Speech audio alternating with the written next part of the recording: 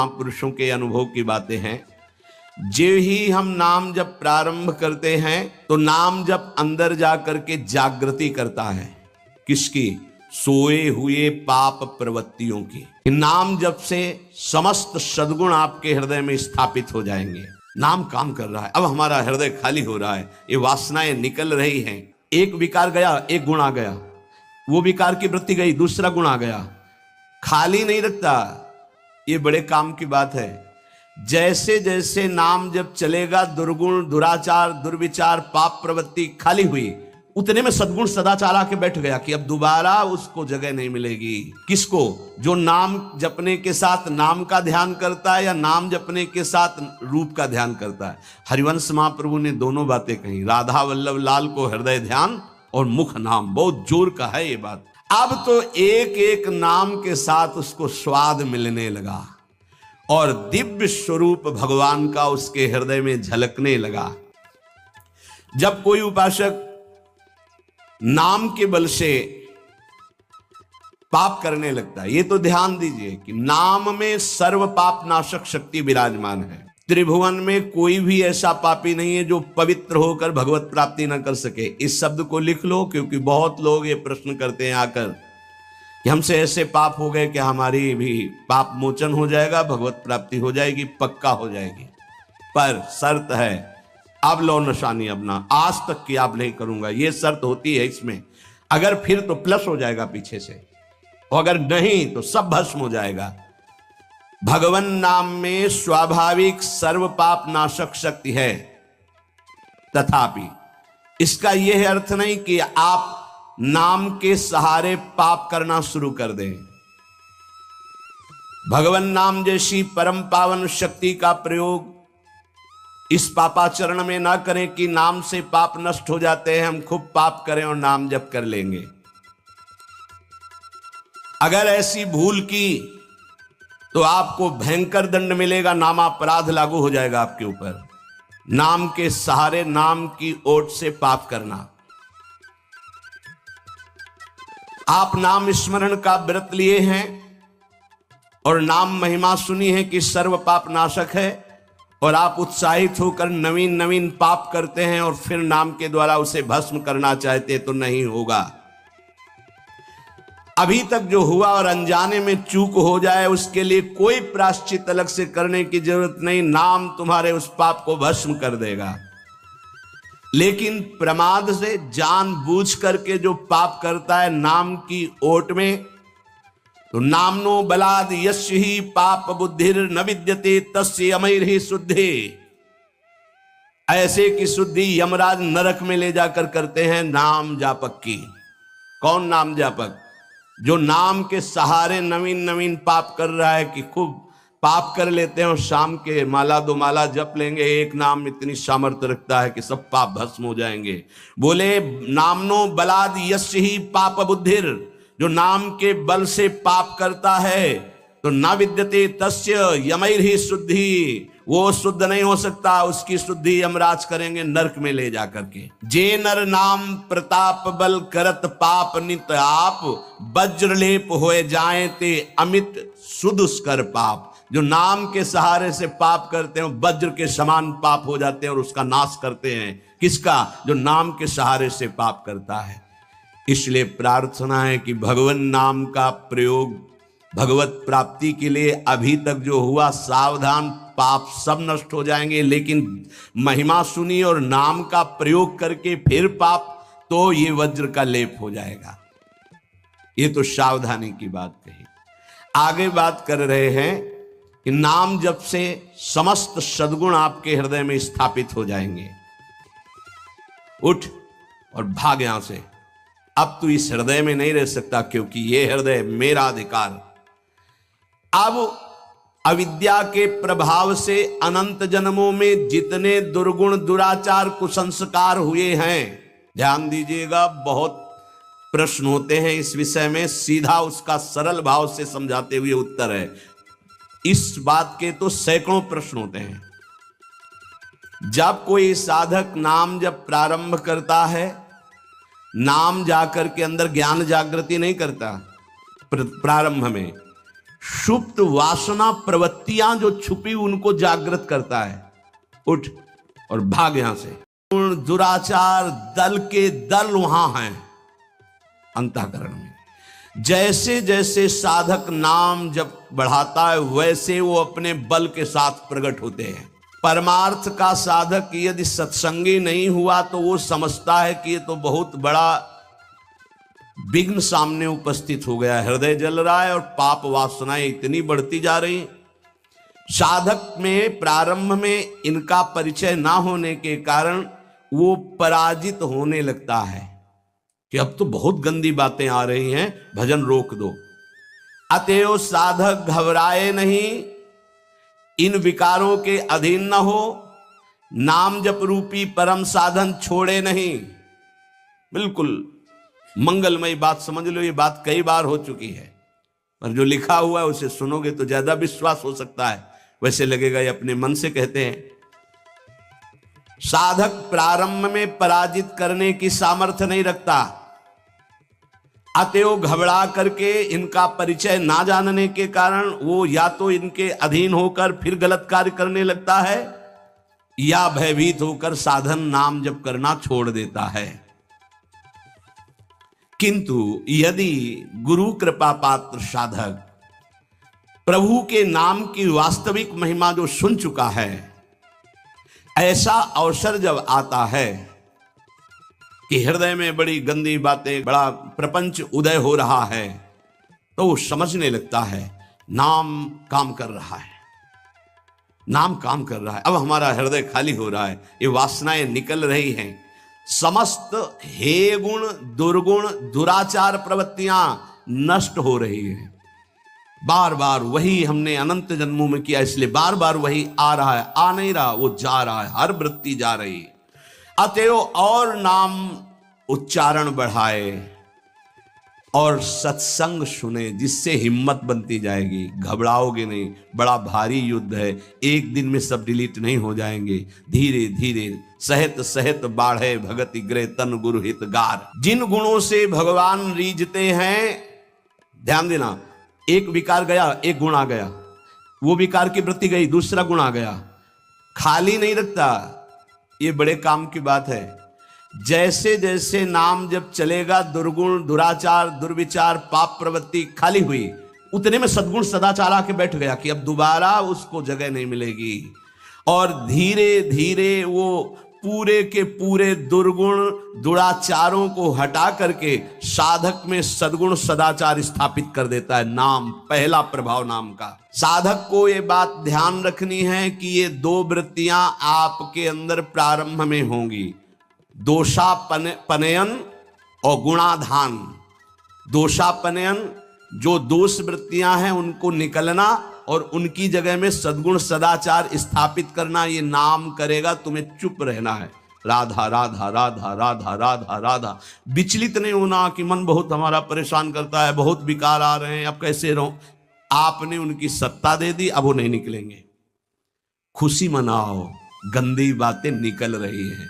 पर साधक कैसे खुशी मनावे? वो तो मन में तदात्म है, तो मन में जलन हो रही है और वो निकल रहे हैं, तो वो समझ रहा है आ रहे हैं, और फिर वो उनसे या तो द्वेष कर बैठता है या तो राग। द्वेष कर बैठता, क्यों आ रहे हैं, क्यों ऐसा ऐसा, उनकी सत्ता दृढ़ हो रही। और या फिर उसी आचरणों में लग जाता है, तो रागात्मक या द्वेषात्मक वृत्ति से वो टिक जाते हैं, खाली नहीं हो पाते, इसीलिए लंबा समय निकल जाता है, कोई लाभ उसको समझ में नहीं आता। दोषापनयन और गुणाधान साधक में ये दो वृत्तियां नाम पैदा करता है। पहला, अंतःकरण के सारे दोषों को भगाना। दूसरा, अंतःकरण में दैवी संपदा के सद्गुण स्थापित करना। तुम्हें नहीं करना, वो नाम कर रहा है, पर तुम चुप रहो। पर यहां चुप रहा नहीं जाता, विचलित हो जाते। जहां असत प्रेरणा हुई तो या तो ऐसी क्रिया कर दी या वो ऐसे दुखी हो गए, हमारे मन में तो ऐसा आता है वैसा। चुप रहो, ऑपरेशन शुरू है तो मवाद निकलेगा, गंदगी निकलेगी, और जो गंदगी निकलेगी तो फिर अच्छे से वो घाव भर जाएगा। जितना दोष निकल रहा है उतना ही सद्गुण आ रहा है। कितना सुंदर बात है, अगर ये न समझ पाए तो परेशानी पड़ जाएगी। बिल्कुल निश्चिंत रहिए, तुम्हारे अंदर काम क्रोध लोभ जो भी दोष दिखाई दे रहे हैं, आ नहीं रहे, जा रहे हैं, जा रहे हैं।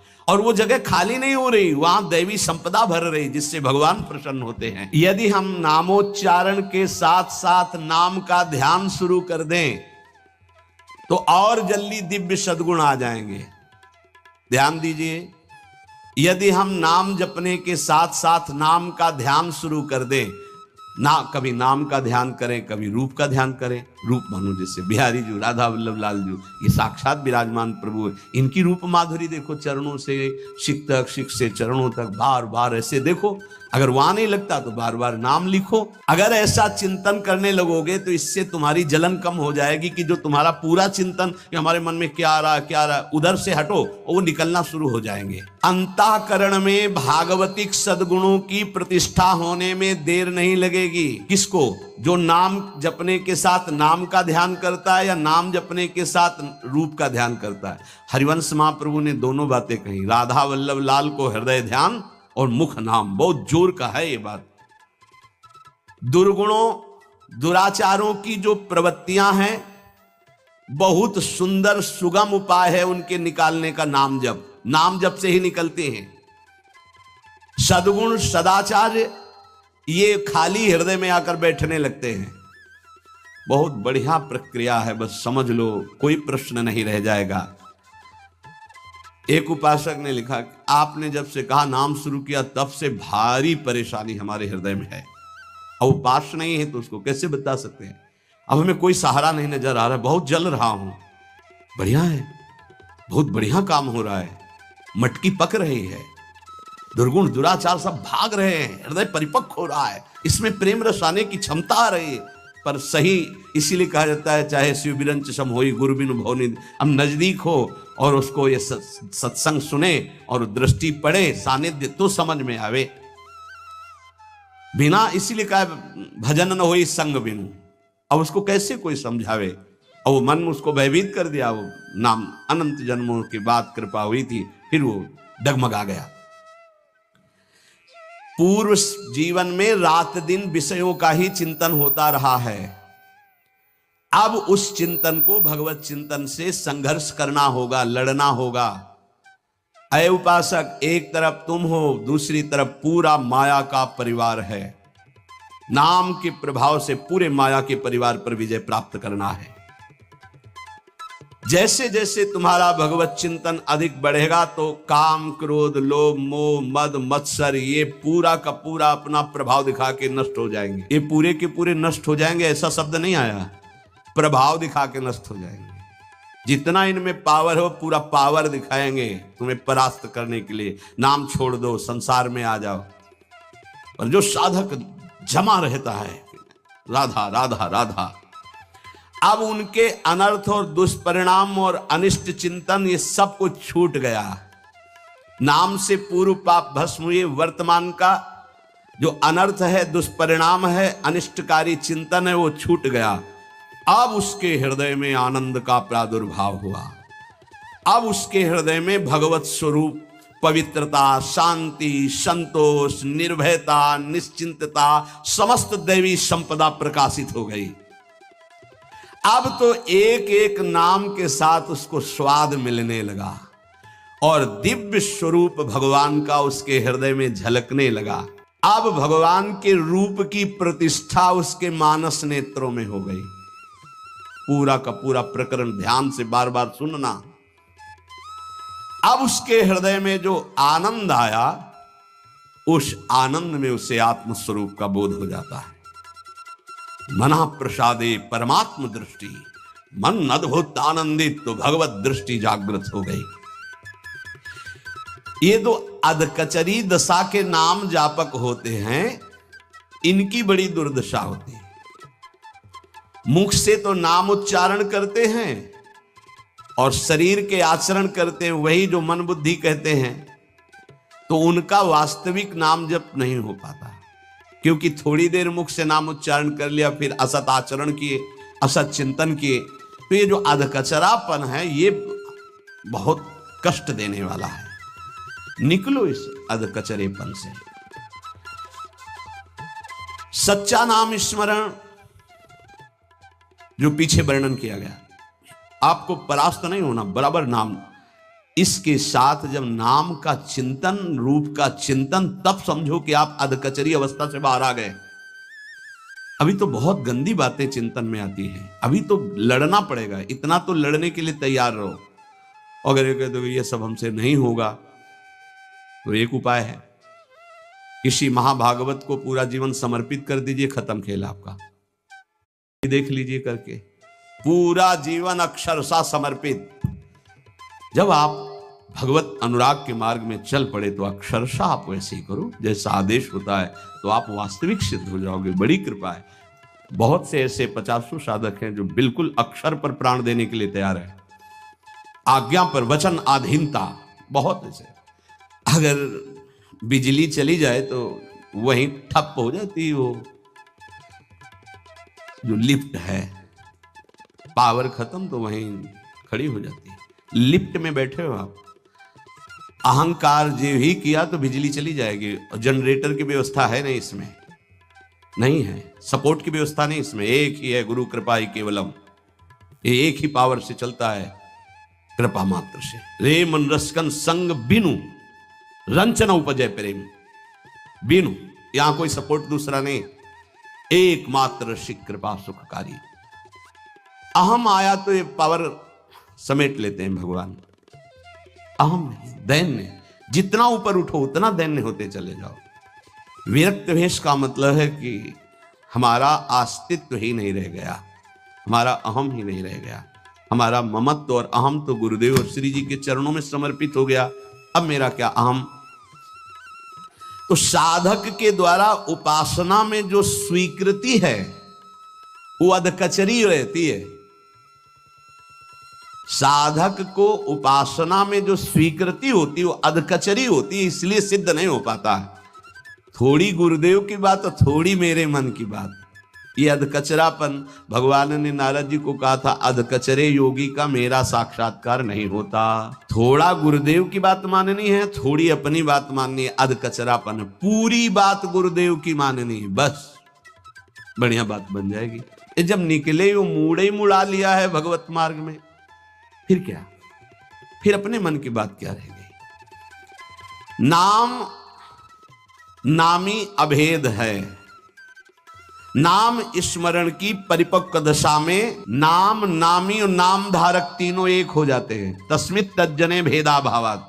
ध्यान दीजिए, त्रिपुटी कलय जैसे ज्ञान में दृष्टा दृश्य दर्शन त्रिपुटी कलय, ऐसे नाम, नामी, नाम धारक त्रिपुटी कलय अभेद हो गया। नाम, नामी और नाम धारक तीनों एक हो गए। नाम में, नामी में, नाम धारक भगवत स्वरूप, कोई अंतर नहीं रह गया नाम में, नामी में और नाम जापक में। तस्मित तज्जने भेदा भावात, ये परिपक्व अवस्था नाम की, जापक की हुई। नाम स्मरण की बात जिह्वा से नाम, कंठ से नाम और फिर हृदय से नाम प्रारंभ हो जाता है, अंतरात्मा से। जो ही हृदय से नाम प्रारंभ होता है, हृदय से नाम जब चलने लगेगा तो जपना नहीं होता है, उसमें चल रहा है, जैसे धड़कन चल रही, बस वो सुन रहा है। आंखों में वही झलक रहा है, हृदय में वही चल रहा है, श्रवण इंद्रिय में वही सुनाई दे रहा है। इससे प्रेम सोत प्रकट होता है। जिह्वा से जपते जपते, कंठ से जपते जपते जब हृदय में आया तो सब विकार नष्ट, दैवी संपदा तो पहले ही आ गई। नाम, नामी और नाम धारक तीनों अभेद हो गए। अब जब हृदय से नाम चल रहा है तो प्रेम स्फुरित हुआ, बस सब सामर्थ्य जागृत हो गई। प्रेम जागृत होते ही सब सामर्थ्य जागृत हो गई। भगवत प्रेम हो गया तो शेष सब बातें, लीला में प्रवेश, सेवा का अधिकार, सब भाव स्वरूप की जागृति, सब। जैसे बछड़ा आ जाए तो गाय रंभाती हुई स्वयं आ जाती है, ऐसे ही जहां उसके हृदय में प्रेम स्फुरित हुआ तो प्रेम लक्षणा भक्ति जागृत होते ही प्रिया प्रीतम उसके हृदय में आ गए। जैसे बछड़ा आ गया ना, गाय आ जाएगी, बछड़ा के पीछे रंभाती गाय, ऐसे ही प्रेम भाव जहां जागृत हुआ प्रिया प्रीतम आ गए। ये न किसी साधना से न योग से ये नहीं होता है, ये नाम से होता है, गुरु प्रदत्त नाम से। ये भक्ति जो प्रेम भक्ति जो जागृत हुई नाम से, कह रहे योग साधना ज्ञान विज्ञान धर्मानुष्ठान पाठ तपस्या त्याग तीर्थ स्नान ये स्वाध्याय आदि, इनसे ये प्राप्त नहीं होता। मेरी जो अनन्य प्रेम दिनों दिन बढ़ने वाली प्रेम लक्षणा भक्ति वो मुझे अधीन कर लेती है। धर्मा सत्य दयोपेतो विद्यावा तपशान्विता मद भक्त्यापेत मात्मानम न सम्यक प्रापुनाति। जिसके हृदय में मेरी ये भक्ति प्रकट नहीं हुई तो चाहे वो सत्य दया धर्म तपस्या विद्या इन सब से युक्त हो जाए, वो भली भांति परम पावन होने में असमर्थ है, अर्थात मुझे प्राप्त करने में असमर्थ है। समर्थ है तो केवल मद भक्त्या। अगर मेरी प्रेम लक्षणा भक्ति नहीं है तो वो सत्यवान दया धर्म तपस्या वो विद्या इन सब को धारण करने पर भी वो मुझे प्राप्त नहीं कर सकता। यहां भगवान कह रहे भक्ति का स्वरूप मेरी क्या है? रोमांच हो रहा प्रभु की बात सुनकर, शरीर कंपायमान हो गया, रोमांच हो रहा, अश्रु बहने लगा, शिथिलता आ गई। कथम विना रोम हर्षम द्रवता चेतसा बिना बिनानंदाश्रु कलया शुद्धि भक्त्या विनाशय। जब तक अनन्य प्रेम भक्ति के कारण शरीर पुलकित नहीं हो जाता, चित्त पिघल कर गदगद नहीं हो जाता, आंखों से प्रेमान आनंद के आंसू नहीं बहने लगते, अंतरंग बहिरंग भक्ति की बाढ़ में डूबने उतराने नहीं लगता, तब तक वो शुद्धि जिसमें मैं प्रकाशित होता हूं संभावना ही नहीं है, चाहे कोई भी साधन कर लो। वाग गदगदा द्रवते यस्य चित्तम रुदत्य भीक्षणम हसति क्वचिच्च विलज्य उदगायति नृत्यते च मद्भक्ति युक्तो भुवनम पुनातु।